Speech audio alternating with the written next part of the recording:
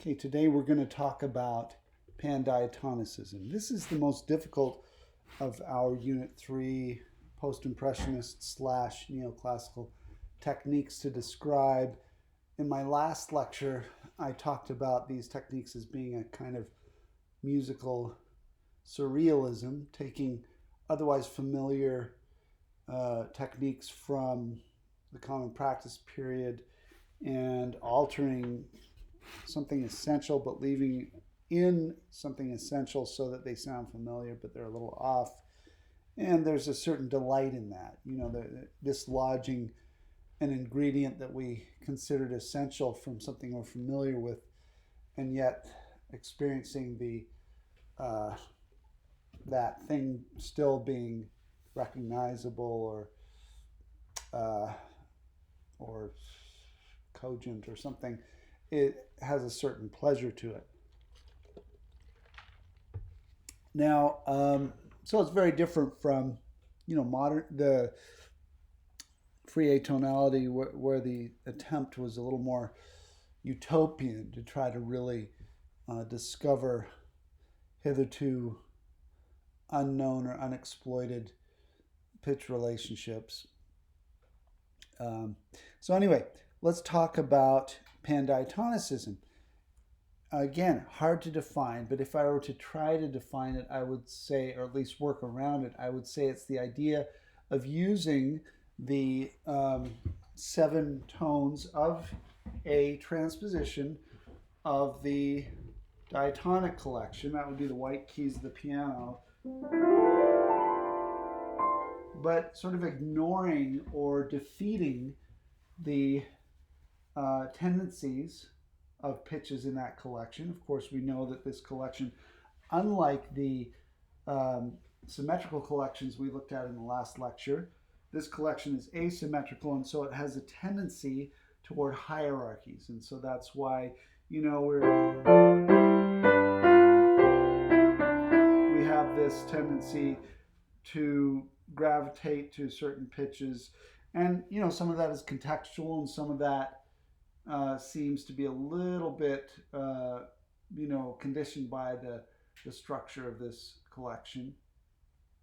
So Pandiatonicism is taking this collection of pitches and ignoring or defeating any of those tendencies, also using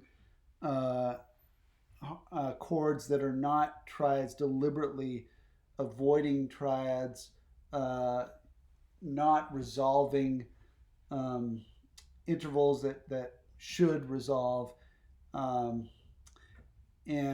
so defeating expectations, but then taking advantage of these sort of familiar and sweet qualities of the diatonic collection. You can sort of play Pandiatonicism just by sort of randomly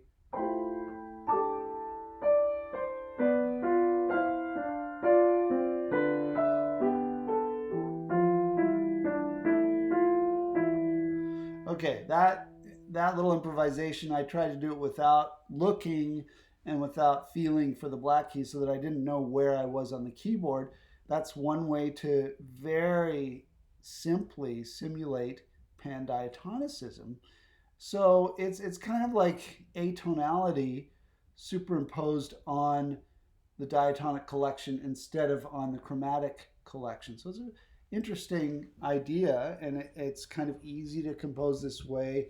It's easy to focus on rhythm and motivic development and texture, and just ignore harmony altogether, which again enables us to change the focus.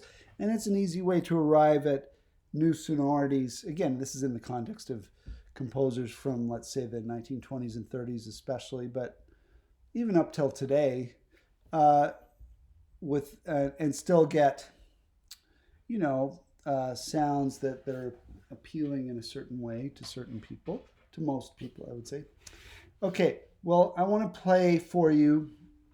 Let's listen to a little bit of Appalachian Spring by Aaron Copland. The two composers we're going to talk about most are Aaron Copland and Igor Stravinsky, the two sort of most prominent users of Pandiatonicism.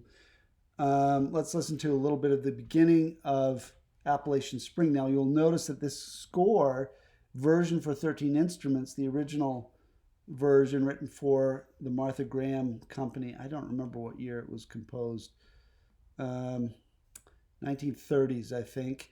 And then, but this, okay, the score's not for full orchestra, but I think this recording is for full orchestra, which is kind of interesting. You know, then it's easier to watch the score, but you'll notice that a few things are not quite right.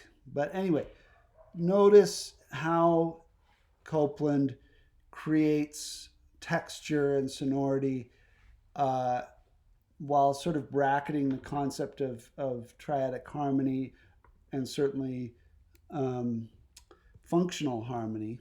So listen and watch. Here we go.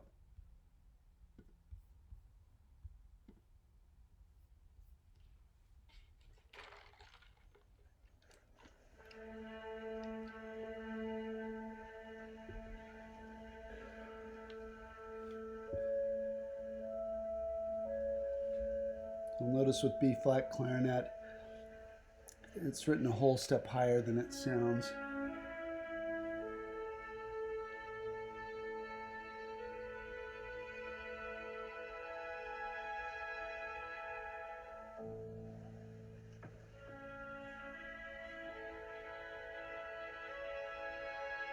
That's called a pyramid chord. It's building up this chord from the bottom up.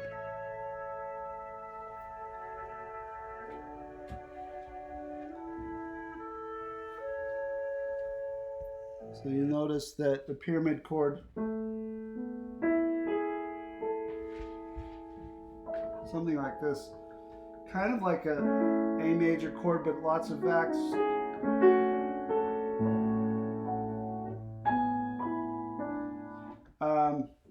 You know, the tones that tend to be added to a triad to sort of defeat its functionality are certainly the fourth, seventh and sixth. Those kind of take away its denute it to a certain extent. Okay, and then you know, this kind of chord, and then but the A is the bass tone, and then he adds the F sharp, which is it an A major or is it an F sharp minor? Sort of defeats that sense of whether it's A major or F sharp minor. Same collection of 7 pitch classes, but decontextualizes it. Let's listen a little more.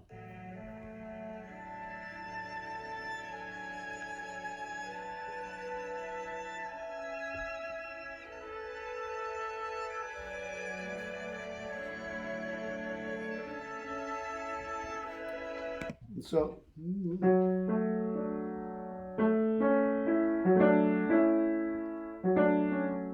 there's a little bit of a 4-6 to 1 vibe.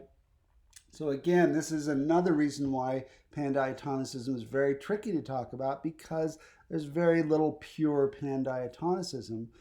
You know, oftentimes tonality and functional harmony are lurking under this sort of patina of pandiatonicism. Let's listen a little more.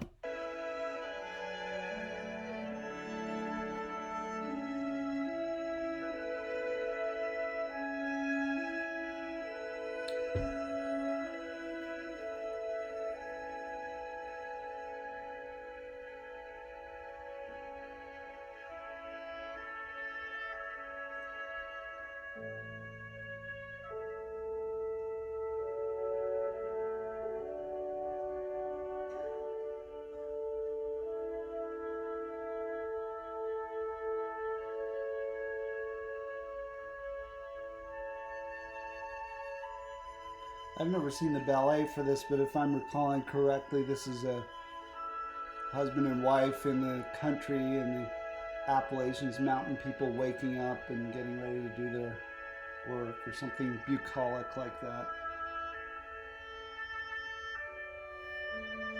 Okay, so I'm going to pause there. So that gives you an idea, probably the most famous pandiatonic music ever. Now I want to shift a little bit to a much less famous piece of music. This is Les Cinq Doigts by Stravinsky, the Five Fingers, a collection of supposedly easy piano pieces. They don't end up being super easy, but certainly from his Pandiatonic period, but they sort of display in microcosm the nuts and bolts of Pandiatonicism, at least the way that Stravinsky practiced it. And let's have a look. So I've selected two movements. This is the third movement. Cinq Doigts, 5 fingers. You can see he's given a 5-finger pattern. So supposedly, so you don't have to change hand positions. But of course, the rhythms are way too difficult for a beginning pianist to do, so it's kind of funny. But, let me play a little bit of this for you.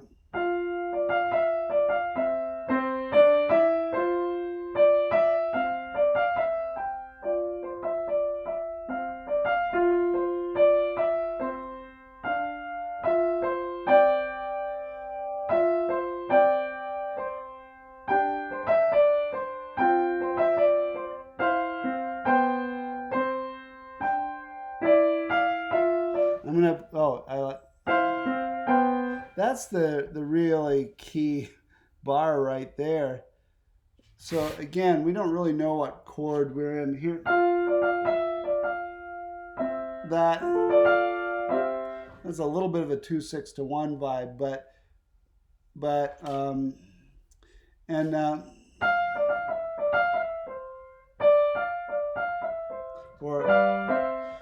that is 4-1 in the right hand and in the left hand, but then they start to go out of phase. If we look in bar 4, this is on the subdominant type harmony, and we're back to the tonic. So already the right hand and the left hand being a little bit out of phase rhythmically leads to a certain amount of harmonic incoherence. And then all bets are off once we start to get further into it. So we've got the 4-1, 4-1, and then it's a little bit of a 4-1, but it's not in sync. And then we have this sort of second section starting right here. And then this part with the E against the F. The E against the F is going to be a big deal. And this is a way that Stravinsky really liked to defeat a sense of tonality. He'd have what sounded like a major scale, but he'd have the subdominant scale degree against the median scale degree. And it kind of defeats that.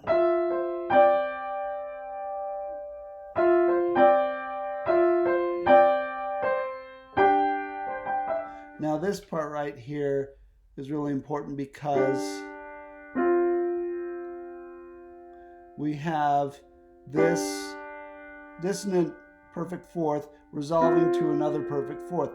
That's another characteristic of Stravinsky and Pandiatonicism, as he has these unresolved perfect fourths, which are, the perfect fourth is this liminal interval. It's consonant if it's between a middle voice and something other than the bass. So that's dissonant unless I put this in or this. But by itself, it has to resolve, right? So anyway, here's this bar again.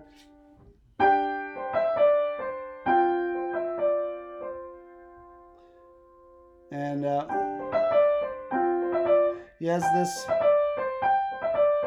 same figure accompanied by these two different harmonies, neither of which is very definitive. And then this one right here, that bar completely frustrates any sense of tonality, because there again we have that uh, 3 against 4. In this case, in a minor ninth, which is, probably one of the most dissonant intervals of all. It's extremely dissonant, but in the context of this diatonic collection. So it's a very contradictory situation. And then we have that going down to this C, an octave from this C, which we could expect that, but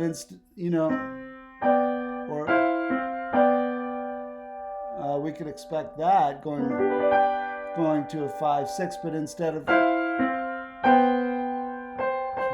we retain that C in the alto, and it just completely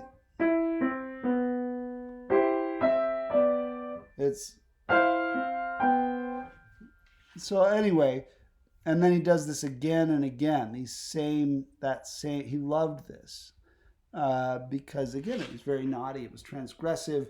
It really, in a very efficient way, defeats tonality in the context of a diatonic collection. So it's quite interesting. Then here's another one of them. This one is maybe not quite as, this one's kind of cool because again, we have a lot of pandiatonic music. We have certainly Stravinsky's, ostinatos, repetitive accompanimental patterns or melodic patterns.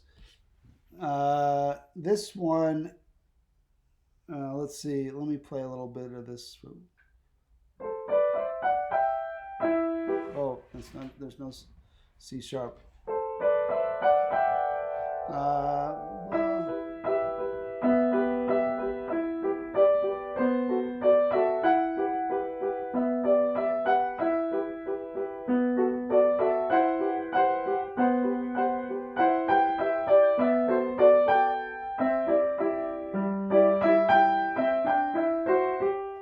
Okay, now that may not seem all that transgressive, but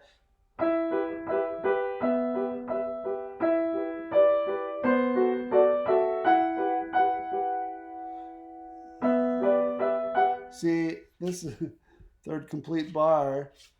Dun, dun. That would be the logic, a 5, a minor 5, 7.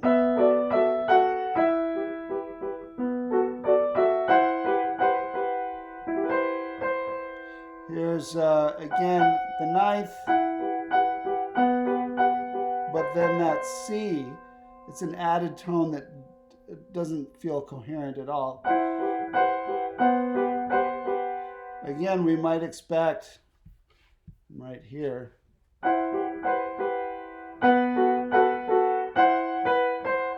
having that C resolve. It never resolves, it just hangs.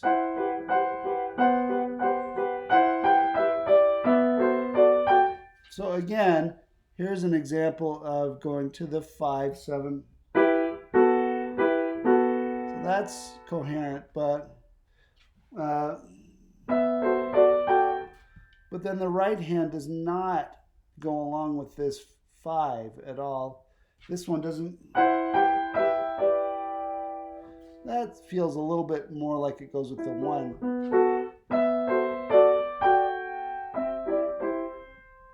Anyway, there's more here again where we have added tones that don't play well with the implied harmony. So that's kind of fun.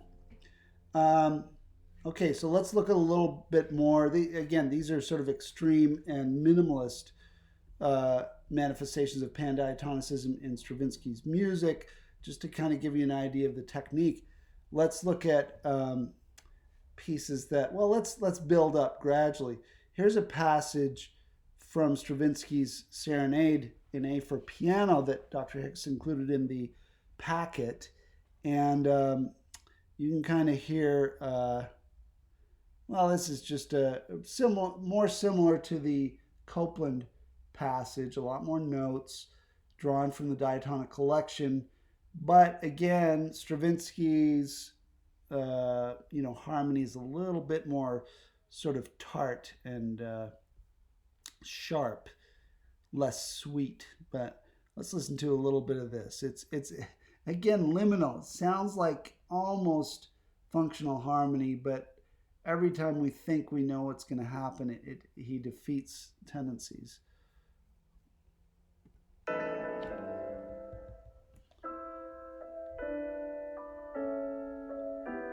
This is the wrong passage.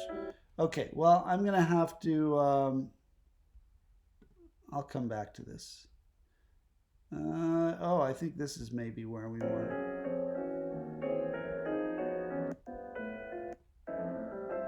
This is it.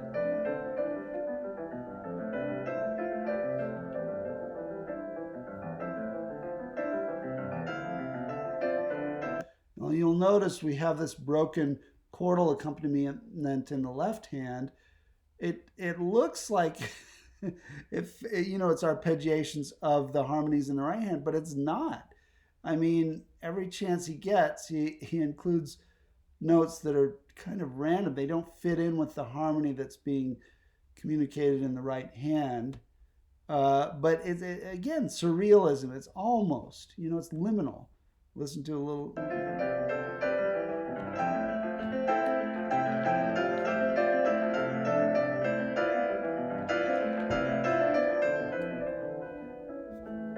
Or even look at this chord here. There's that one, that, and then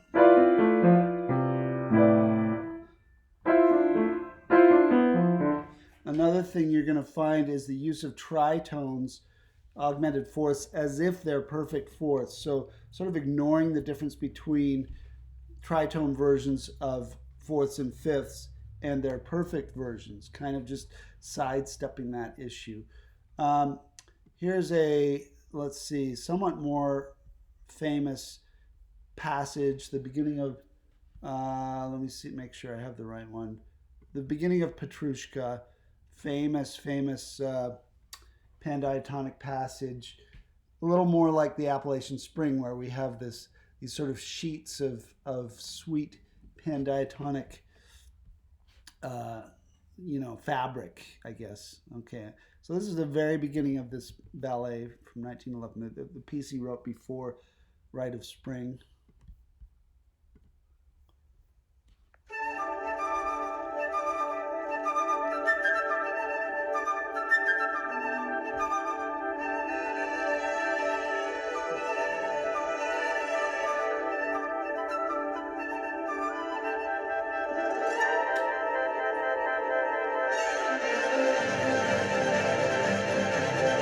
Now this is an interesting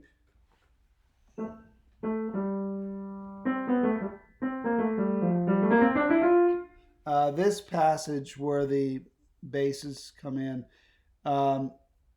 is in a different diatonic collection from what we get at the beginning. It kind of modulates, and then it comes back to the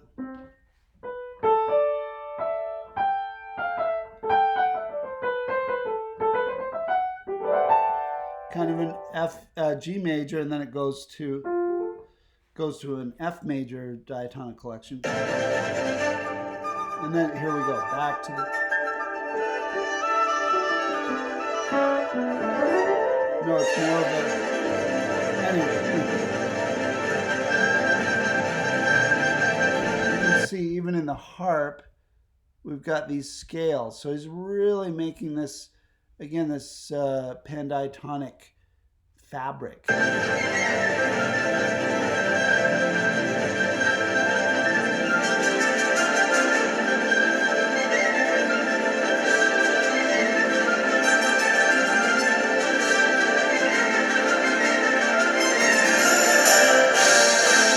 Still pandiatonic.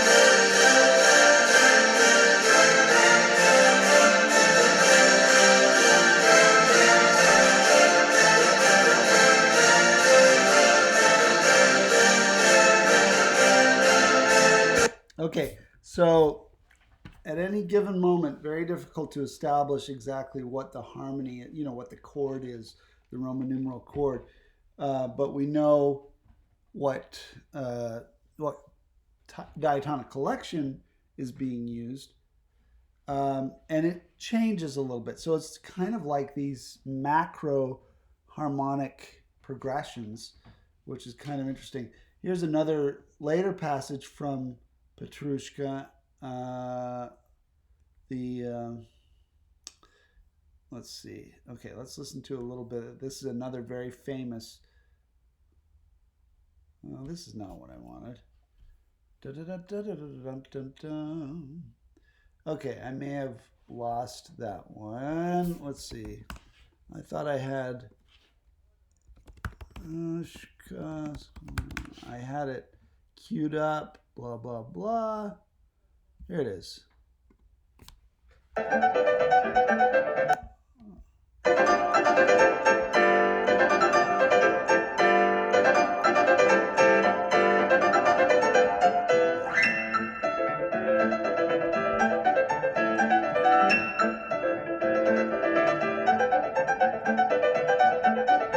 Okay, now this, we're going to talk about this a lot more when we talk about polyharmony, but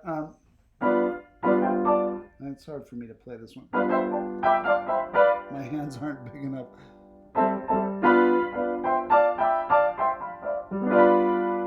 Now this is clearly G dominant 7.